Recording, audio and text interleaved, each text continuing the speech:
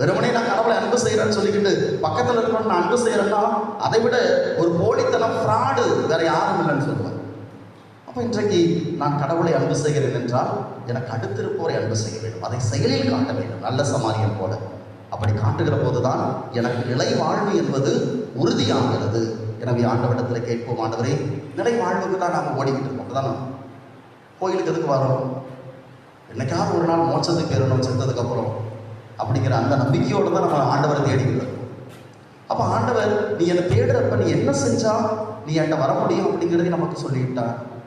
நல்ல சமாரியர்களாக வாழ முயற்சி எடுப்போம், முடிந்தவரை நன்மை செய்து கொண்டே இருப்போம்.